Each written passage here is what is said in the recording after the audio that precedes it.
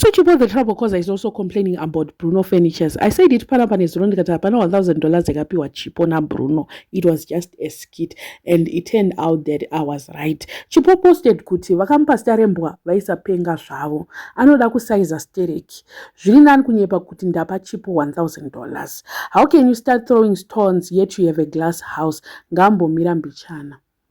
Vanhu vakawanda vari kunyatsobhoikana kuti ko Bruno akunyatsoitaona baba ava kutonzisawo tsitsiwo. Baba wesadza vanhu vese vakavanzwira tsitsi, but Bruno, how can he lie? Yes, ndo system yake anoita, but pamwe pacho pari kunzi naChipo ngaanyepere zvake Chipo kuti akampa 1,000, not kuti anyepe pane pamwe panhu pasingatombodiwe zvese izvozvo izvi. Asi vana Chipo vanenge vachinzi vanyepe pasocial media vanenge vachimbonyatsoda kuti zviite sei chaizvo. Akuona izvezvi kuti zvinoita Bruno zvakashata nekuti iye akapromiswawo futi akasapiwa mari pakamera. Apparently Chipo ari kunzi akapiwa $150 chete. After taona munhu achiverengerwa kanzi 1, 2 up to 1,000, video raChipo rikatoita 24,000 malikes nemacomments ameno 1,000 and 1,000 of likes akaitika nemacomments ipapo. But munhu ouya nhasi akutotiudza kutotaiwa zvezve 1,000 kunyeperwa, hapana 1,000 yandakapiwa. Munenge muri muhari here? Chiko chinombonyatsoitika zvezvekunzi vanhu vanoiswa muhari zviriko, because munhu mukuru anenge Chipo akutosvika 40 years kana kuti atova 40 hameno anonyepeswa pakamera kuti apiwa $1,000. Asi ndofunga Bruno naChipo pane zvakaitika chete, pane zvakaitika, trust me, pane kakunetsana karipo kakubuda izvezvi manje kuti pane something that really happened. Vanhu vanozobuda muhari mbichana, asi nyaya yehari chimbonyatsondiudza kuti iriko here. Pane vanhu vanisa vanhu muhari shuwa, because ndiri kunyatsoona kuti Bruno anenge akaisawo vake muhari, amai vakewo futi vainzi vakaisa vanhu muhari. Saka apa ndopaakubuda manje chokwadi chekuti aiwa hari vanhu vakaiswa, because what is this? Chiiko chinombonyatsoitika? Vanhu vanenge vakaputirwa.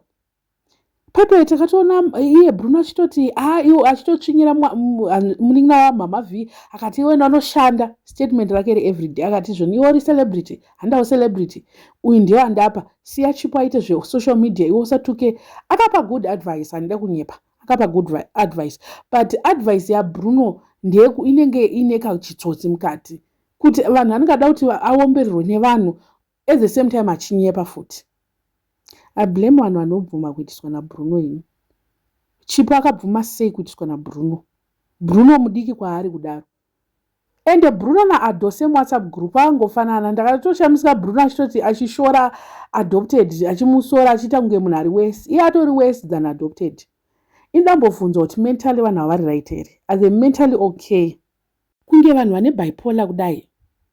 Vakaita psychology munoziva munhu kana achiita manic episodes ekuti munhu ekuti kana iri example iyi yezviri kuitwa naBruno izvi zvekuti munhu anoacta impulsively, anenge achifeela extremely confident and believes that he has unlimited money, he can spend whatever mari kune vanhu and opromisa vanhu mapromises acho asingafulfille. This is like manic episodes. Munhu anenge achienda, inenge iri bipolar, but munhu achienda through manic episodes iwawo. Vanhu vanofanira kumbonotariswa pfungwa kuti dziri right here. Munhu ane bipolar, vanhu vanenge vatori nema-mental condition yayo. Because how can you come on social media all the time, same thing, you want people to see kunge une mari yosina? Mentally mai vacho vakamboudzwa futi napsychologist mwe akambotaura, I can't remember, but that lady akatotaura, ndikatoya nazvo panapa ndikati pane mumwe mukadzi psychologist ataura kuti amai havane problem and vakadiagnosa nezvakati. So I don't know, but to me it's just offish kuti munhu all the time anoda kuiswa palevel yaasiri. Why are you living mudrama uyu yako muodi yako isiri real? Why? Isusu tinongogara chingotaura we are broke, hatina kana sendi, hatina mari. Iye Bruno uyo amai vake vakatora zvikwereti ndezvaanoitawo futi. Ari kunetsana nemacustomers 100. Ndakauya nayo nyaya panapa yaBruno. So Chipo ari kuti azviramba zvikanzi nyepera Chipo chete kuti ndakamupa $1,000. Uda kusaiza vanhu stereki. Bruno ada kusaiza. Hanzi vakamupa starembo avapenge. And how can you start throwing stones? Pangonzi, how can you start throwing stones? Ndatobva ndatoziva kuti vanhu ava pane zvavakaitirana chete. zvichabuda. Chipo anombonyararere. Chipo haade drama, but kana munhu akudai so Chipo anozonyatsoita drama racho. I don't know what you guys think, but Bruno ngaamiswe. Ende kana kangoma kakurira kudai so kakuririsa. Kakuda kupaduka.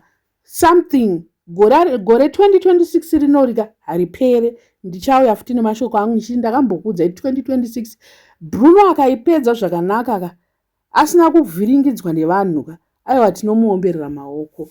Tinomuomberera because kubusiness ari kukanya, social media ari kukanya, kupa ari kukanya. Ngaabvunze amai vake kuti vakaita sei. Kana zvakudai soka pane kumagumo kune nyaya zvinogara zvisonga amai vake kumagumo kune nyaya uko. I don't know what you guys think. Let me know in the comment section what are your thoughts. So to subscribe, please make sure that you're subscribed and see you in my next video.